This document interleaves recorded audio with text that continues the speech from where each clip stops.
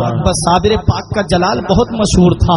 यही शमसुद्दीन तुर्क पानीपती ने सवाल कर दिया, हुजूर फना किसे कहते हैं, बका किसे कहते हैं? हुजूर बोलते तो हैं लेकिन मतलब समझ में नहीं आता। साबिर पाक ने फरमाया वक्त आने पे जवाब दूंगा। जब विसाल का वक्त करीब आया, शमसुद्दीन पानीपती को बुलाया, फरमाया सुनो, जब हमारा विसाल हो जाए, इंतकाल हो जाए, हमें गुस्ल देने की जरूरत नहीं, कफन पहनाने की जरूरत नहीं। कहा हमारे हुजरे का दरवाजा बंद कर देना, सब गैब से हो जाएगा। फरमाया मेरे जनाजे की नमाज भी कोई ना पढ़ाए। कहा हुजूर तब कौन पढ़ाएगा? फरमाया एक घुड़सवार आएगा और वो आकर के नमाज जनाजा पढ़ाएगा। अल्लाह अकबर। शमसुद्दीन तुर्क पानीपती को सारी बातें याद थी। साबिर पाक कलियरी जब इस दुनिया ज़ाहिरी से पर्दा कर गए, हुजरे का दरवाजा बंद कर दिया गया, अंदर से पानी छलकने की आवाज आती रही, अंदर से गुस्ल की आवाज आती रही। थोड़ी देर के बाद जब पानी की आवाज शांत हुई तो दरवाजा खोला, देखा साबिर पाक को गुस्ल दिया हुआ है और आप कफन पहने हुए हैं।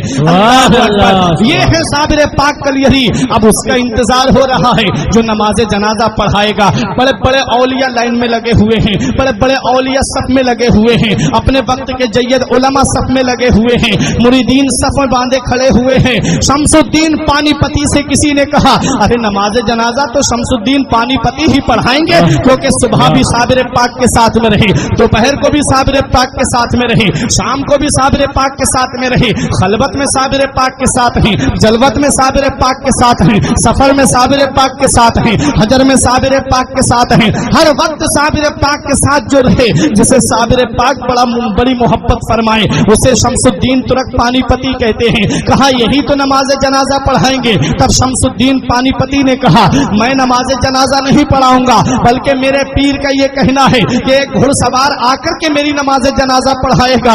हजरात गिरामी, अब इंतजार हो रहा है उस घुड़सवार का।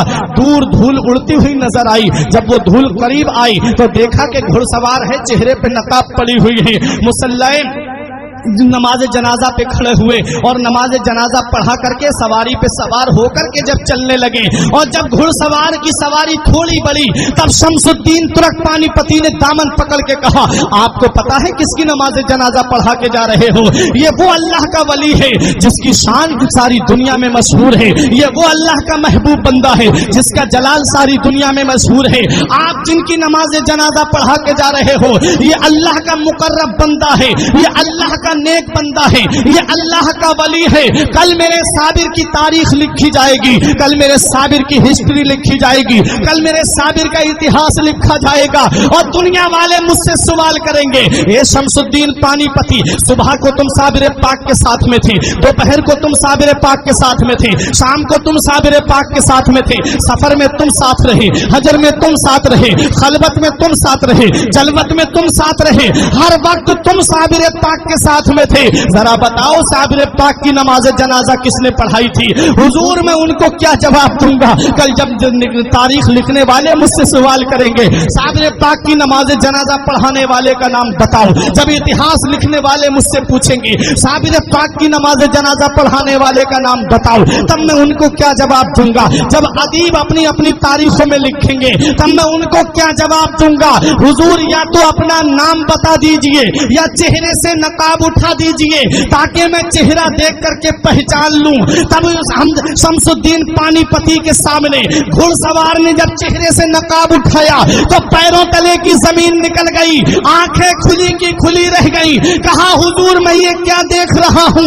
हुजूर चारपाई में कौन लेटा है और मेरी निगाहों के सामने कौन खड़ा है? तब मेरे साबिर कलियरी ने जवाब दिया ए शमसुद्दीन तुम भूल गए, तुमने मुझसे पूछा था कि फना किसे कहते हैं और बका किसे कहते हैं। अरे तुमने मुझसे पूछा था कि फना और बका किसे कहते हैं। ये जो चारपाई में तुम लेटा हुआ देख रहे हो इसे फना कहते हैं और जो साबिर तुम्हारे सामने खड़ा है इसे बका कहते हैं। पता चला कि जो चारपाई में लेटा है वो रूहानी रूह का जलवा है, اور جو صابر کلیری سامنے کھڑے ہیں اسے روحانیت کہتے ہیں، اسے روحانیت کہتے ہیں۔ روح الگ ہوتی ہے، روحانیت الگ ہوتی ہے۔ جسے روحانیت کا مقام ملتا ہے وہ لوگوں کی امداد کرتا ہے، جسے روحانیت مل جاتی ہے وہ لوگوں کی مشکلیں دور کرتا ہے، جسے روحانیت مل جاتی ہے وہ جب جہاں ان کا چاہنے والا پکارتا ہے وہ وہاں پہنچ جاتے ہیں۔ تبھی تو میرے غوث نے فرمایا تھا نظر تو الی بلاد اللہ جمعہ کا خردلۃ علی حکم اتصالی، میں اللہ کے تمام شہروں کو ایسے دیکھ رہا ہوں جیسے کوئی اپنی ہتھیلی پر رائی کے دانے کو دیکھ رہا ہو۔ یہ کیا ہے؟ یہ روحانیت کا جلوہ ہے۔ جسے روحانیت مل جاتی ہے اس کا مقام بلند و بالا ہو جاتا ہے، جسے روحانیت ملتی ہے اس کی شان بلند ہو جاتی ہے، جسے روحانیت ملتی ہے اس کی عظمت بلند ہو جاتی ہے، جسے روحانیت ملتی ہے اس کا مقام ثریا سے بھی بلند ہو جاتا ہے۔ کہاں کہاں دیکھو گے روحانیت والوں کو؟ آؤ ذرا بتاؤ مجھے۔ غوث پاک رضی اللہ تعالی عنہ بغداد کی سرزمین پر رہے اور چند جگہ تبلیغ دین جانے کرنے کا ارادہ ہوا، وہاں تک پہنچ گئے۔ اور ذرا سنو، صابر پاک کلیری کو دیکھو، کلیر کی سرزمین پر آپ نے اپنا قیام کیا، نظام الدین اولیاء دہلوی نے دہلی میں قیام کیا، اعلیٰ حضرت نے بریلی شریف میں قیام کیا، پیلی بھیت کے شاہ جی میاں نے پیلی بھیت میں قیام کیا، سید سالار مسعود غازی نے بہرائچ میں قیام کیا، حضور شاہ مدار نے مکن پور میں قیام کیا، غریب نواز نے ہندوستان کی سرزمین اجمیر میں آ کر کے قیام کیا۔ پورے ہندوستان میں تو نہیں گھومے تھے یہ اللہ کے ولی، غوث اعظم چند مقامات کے علاوہ پوری دنیا میں تو نہیں گئے تھے۔ صابر پاک کلیری کلیر اور اس کے چند مقامات کے علاوہ پورے ہندوستان میں تو نہیں گھومے تھے۔ نظام الدین اولیاء دہلوی دہلی اور چند مقامات کے علاوہ پورے ہندوستان کا تو سفر نہیں کیا تھا، لیکن پھر وجہ کیا ہے کہ آج پوری دنیا کے کونے کونے میں ان کا نام ہے، دنیا کے ہر گوشے میں ان شخصیتوں کا نام ہے۔ کون سا ایسا کمال کیا؟ اللہ قرآن میں فرماتا ہے جو اچھے کام کرتا ہے، ایمان لاتا ہے، اچھے کام کرتا ہے، اللہ فرماتا ہے اس کی محبت کو ہم عنقریب پوری دنیا میں عام کر دیں گے۔ پتا چلا یہ اللہ والے وہ ہیں، انہوں نے لوگوں کو راضی نہیں کیا بلکہ اللہ اور اس کے رسول کو راضی کیا۔ اور حدیث پاک ہے من کانا للہ کان اللہ لہو، جو اللہ کا ہو جاتا ہے اللہ اس کا ہو جاتا ہے۔ اللہ جس کا ہو جاتا ہے پھر اس کا نام مٹنے نہیں دیتا، پھر اس کا نام اندھیرے میں نہیں رہنے دیتا۔ یہی وجہ ہے کہ غوث اعظم اللہ کے ہو گئے اور اللہ غوث اعظم کا ہو گیا۔ پوری دنیا میں غوث اعظم کا نام ہے۔ غریب نواز نے اپنے اللہ کو راضی کیا، غریب نواز نے اپنے رسول کو راضی کیا، اللہ اور اس کے رسول نے غریب نواز کا نام اندھیرے میں نہیں رہنے دیا۔ پوری دنیا میں آج غریب نواز کا نام موجود ہے۔ اور آگے سنو، صابر پاک کلیری نے کلیر میں رہ کر کے اللہ کی عبادت کر کے اپنے رب کو راضی کر لیا۔